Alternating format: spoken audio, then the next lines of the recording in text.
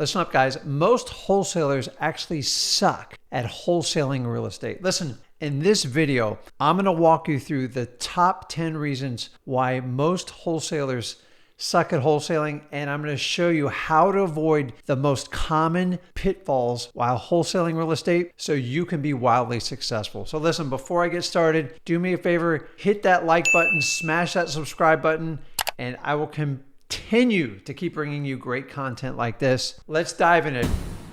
You're right. A lot of you suck at wholesaling real estate, and I'm going to tell you the top 10 reasons why and how we can correct it. So let's dive into it. Listen, first and foremost, and I try to do these in order of importance, but in reality, it doesn't really matter. So number 10, authenticity. The reason why most wholesalers really suck at it is they're not being themselves. Somebody at some point taught them they got to be this super slick, polished salesman. Guys, I like to think I'm authentic. Just saying it's not enough. You actually have to be it. How do you be authentic? Be yourself. It's okay to have a script to understand how to deal with objectives and how to deal with problems when they come up. But if you're not being yourself, it's going to come across and you're going to seem fake, and you're more likely to churn off your sellers than get deals. This is a common myth in real estate. Do not be super polished, just like I'm doing right now. You've got to be you. I don't know about you, but I like to do business with people that are actually themselves and they're comfortable in their own skin. Please take this to heart.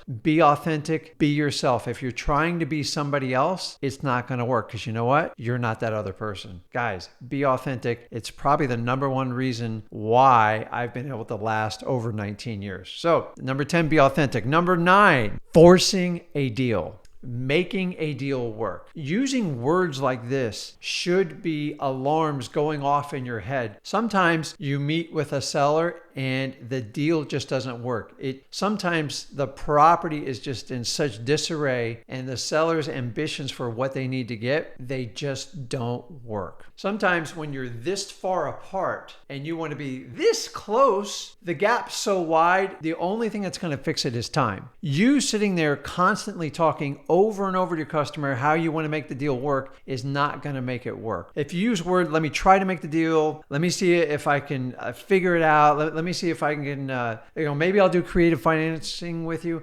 Sometimes deals just don't work. Sometimes the house is just so butt ugly and in the wrong neighborhood and they want too much money. It just doesn't work. It doesn't mean you don't have the ability to do the deal. It just means you're going to have to circle back, do a lot of follow-up. But if you sit there for 1 hour and try to make and force it, you're just going to wear yourself out. You're going to wear your seller out. And that's a hint. Try, let's make, spending endless amounts of time getting frustrated. Move on to the next deal. Put them in your follow-up. Guys, do not try to force a deal. You can't make a real estate deal happen. Either the numbers work or they don't. Don't try to make it work. Moving on to number 8. Real estate is a people-first business.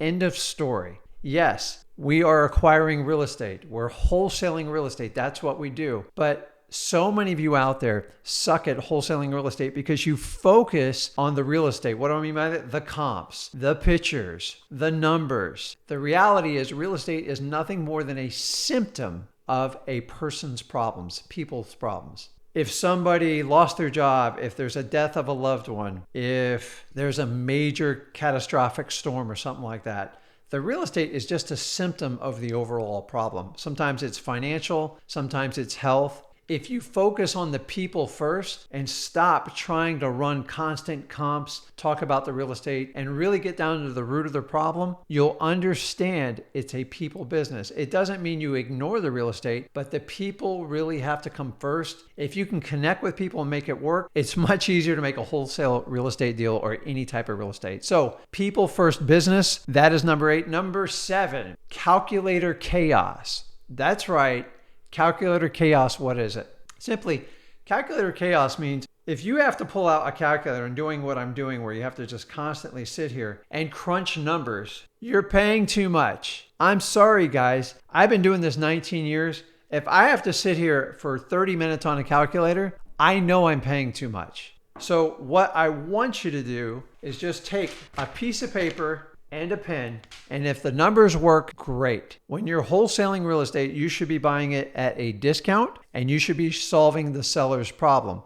If you have to sit here and crunch and do calculator chaos, you will be killed in this business. I see so many wholesalers, they suck for this reason alone. I have never ever pulled out a calculator doing a wholesale deal. Remember, wholesaling, you're buying at a discount and selling it to someone who wants to pay you more for the property. How you take it down, that's up to debate. But when you ever have to pull out a calculator, in my opinion, you're in trouble. Take the warning. In 19 years, every time I've had to pull out a calculator on a single family home, duplex, triplex, whatever you want to call it, townhome, condo, I know in my gut I've paid too much. So you should have plenty of room to make the deal work. So calculator chaos, guys, that's a big one at number 7. Number 6, one of the main reasons why wholesalers suck at wholesaling real estate is they stop thinking like a seller. What do I mean by that? What you have to do is put yourself in the shoes of a seller.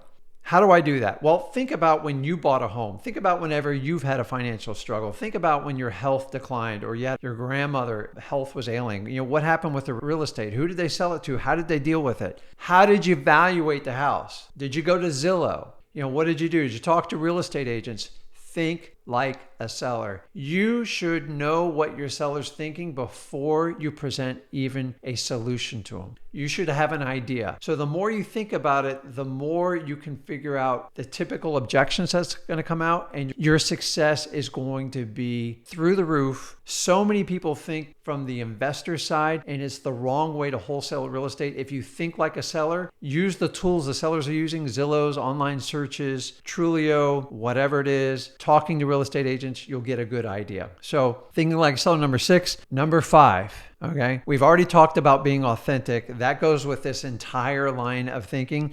Number 5, be a problem solver. My God, we are simply solving problems. If you do not have a problem to solve, you are nothing more than a retail buyer to the seller. If you can't solve a problem, you are a speculator and a retail buyer. Bottom line, if there's no problem to solve there, financial, health, speed, ease of transaction, you're in no position to get a wholesale real estate deal. I see so many wholesalers trying to make deals work where they're just trying to buy the property and not solve a problem. What you need to do to be wildly successful at wholesaling real estate is create win-win situations. Hey, Mr. Seller, what I'll do is I can get you $100,000 for the property, and I can do it in X amount of days, and then you can move on and you can go ahead and move up to Tennessee and be with your family and move into your condo, your trailer, whatever. Maybe they're trying to downgrade. Maybe they're trying to upgrade. Solve the problem. If you don't know what the problem is, you can't solve it. And take heed to the warning. If there's no problem there, you will not get a great wholesale real estate deal. Guys, so many people miss this. If there's no problem to solve, you can't create win-win situations, then you do not have a wholesale real estate deal. So let's move on to number 4. One of my favorites. Guys, I know this sounds basic, but the reality, this is the truth. These are the 10 things that make wholesalers suck at this game. Number 4, listening. So many wholesalers just want to brag, and I do X amount of deals and everybody knows me. Guys, the seller does not care. They want to know that you're listening to your problem. Have you ever talked to someone and feel like they're not listening to you? It pisses you off, and it really pisses your seller off. Remember, they've invited a stranger into their home, probably off of some sort of marketing piece, whatever you used, and you get one shot to make a first impression. Whenever I want to get my point across something, I want to make sure the other side is listening, okay? God gave us 2 ears and 1 mouth. I believe he or she did it for a reason, and heed the warning. Listen, it is probably the number 1 skill set that we often overlook, that all you have to do is listen and pay attention. It doesn't mean tune them out. Listen to them, take the data in, and use your skills to problem solve. Remember, now you're thinking like a seller. They're telling you the issues that are coming at you, and you got to take subtle clues. And by the way, sometimes sellers don't always tell you the truth right off the bat, but the more they talk, the more the truth is going to come out and the more you can solve a problem. So guys, listen, use your ears. You have 2 ears, 1 mouth. I mean, it's so basic, but it's often the most overlooked piece. And that's why a lot of wholesalers really suck at this business. So Guys, listen up. There's nothing better than a great listener. Skill sets, if you want to have people listen to you a little bit better, have them repeat back some of the finer points of the conversation. You'll figure out real quick if they're not listening. If they're not listening, they're not interested, they can't help you out. And that is one of the reasons sellers often move on to the next wholesaler, the next agent, whatever it is. So let's use our listening skills right here. Okay, let's go in the top 3 here. Number 3 is a big pet peeve of mine is don't be a real estate agent. Or Rick, I'm a wholesaler. I wholesale real estate. Yeah, but the reality is a lot of you guys act and think like a real estate agent. What do I mean by that? Well, you're doing showings. You're spending endless amount of time with buyers, constantly working with buyers. And then here's my real pet fee is you're collecting tiny little fees. Guys, if you got into wholesaling and you're collecting $1,000, $2,000, $3,000 checks, in my opinion, $4,000 or $5,000 checks on a constant, consistent basis by doing showings, by constantly driving out to the properties, constantly talking to sellers, running endless amounts of comps, you're in essence a realtor. You just haven't accepted the title. Why would you sit there and earn $2,000 or $3,000? Listen, if you're just starting out and you're making your first $2,000 or $3,000, that's fine. I'm okay with it. But if you're learning and you're progressing, you cannot make $2,000 to $3,000 a deal doing a small amount of transactions and expect to survive being a wholesaler. In my opinion, you're a real estate agent if you're making $2,000 or $3,000 a deal. Why do I say that? Because on the typical house, at least in Florida, actually most of the southeast part of the United States, even on a $150,000 house, you got to understand 3%, that's $4,500. And they got no skin in the game. They're not responsible for buying the house, but you're sitting here telling your seller you're going to be able to buy the house, take down the transaction, put everything together, bring your buyers in, hit a target date for them, solve their problem, basically guaranteeing them,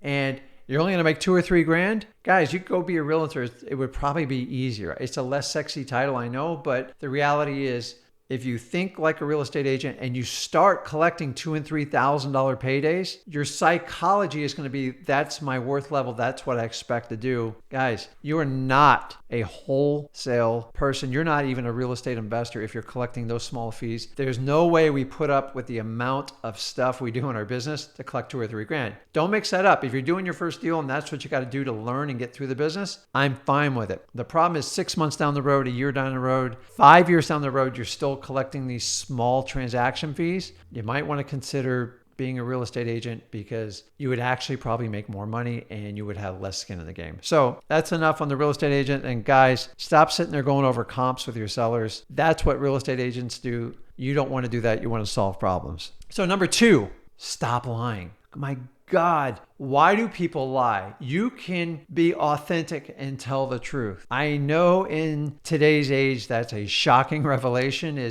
So you're saying, Rick, I'm just starting out wholesaling. And by the way, I started out doing exactly what you did 19 years ago.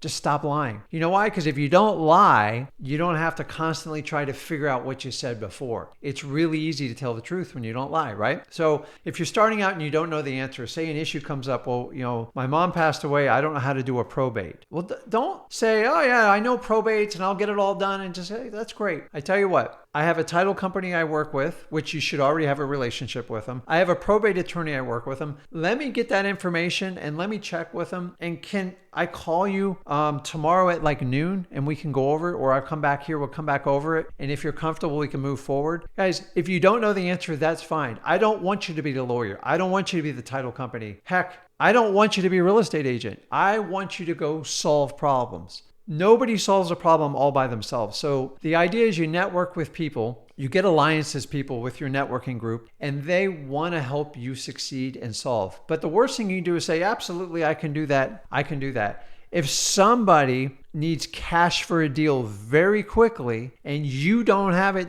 don't lie to your seller. I'm just telling you, there's better ways. I know you think, well, I'm going to lose the deal to someone else. No, you're not. Be authentic. Go align yourself. Partner up with someone. Get a JV with someone that knows what they're doing to get the money and get through the transaction. Lying to people, once you start doing it, it's like a drug and you can't stop doing it and you'll hate yourself in the long run. And you don't want to do this business. You start lying to people, you hate it. That's why I've been doing this for 19 years. I don't lie. So you can still save the deal and keep it going. And as you learn, if you need an out and you don't know the answer, just tell them, listen, let me check with my partner. Let me check with my attorney. Let me check with my title company. And I want to get you an accurate answer. I owe it to you. And use that as a follow-up technique later that day or the next day to get your contract signed. But I'm telling you, lying is the fastest way to get you in trouble. And it's why most wholesalers suck at real estating. I don't know why people need to lie. Just tell the frickin' truth.